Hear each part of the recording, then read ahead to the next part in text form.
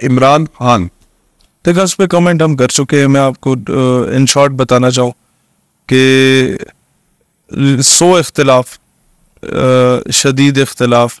کیوں؟ نواز شریف اور زرداری سے زیادہ مجھے اس سے اختلاف ہے، اس وجہ سے کہ نواز اور زرداری سے ہمیں کوئی امید نہیں ہے. اس سے امید تھی، خان سے امید تھی جو کہ بھرم ٹوٹا.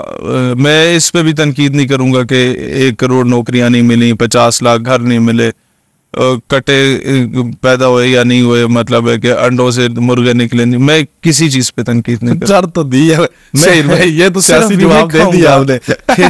خان کے دور میں آسیہ ملونہ ملک سے گئی، مجھے یہ دکھ ہمیشہ رہے گا. خان کے دور میں ہمارا اسٹیٹ بینک غلام بنا IMF کا. خان کے دور میں اور ساری چیزیں ہوئی، but the moment he said absolutely not. وہ دن آج کا دن ہے کہ اس کے بعد سے ہم نے اس کے خلاف بولنا چھوڑ دیا ہے. کیونکہ کچھ ایسے فیصلے ہوتے ہیں نا کہ آپ کا ازلی دشمن بھی اگر کوئی اس طرح کا بڑا اعلیٰ ظرفی والا کام کر جائے تو آپ کو خود بھی ظرف دکھانا پڑتا ہے پھر اس کے حق میں.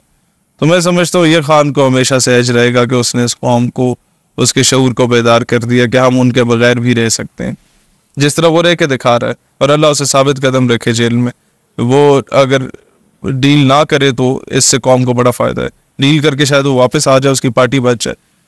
لیکن اگر وہ آج ڈیل کر گیا تو شاید 10 سال بعد اب جیل جائیں تو ہمیں بھی ڈیل کرنی پڑے. ہم کہیں گے خان نے کر دی تو شہید بھی کر سکتے. تو ہمارے لیے تو یہ ایک سورس آف موٹیویشن اور انسپائریشن ہوگا اگر خان ثابت قدم رہے تو.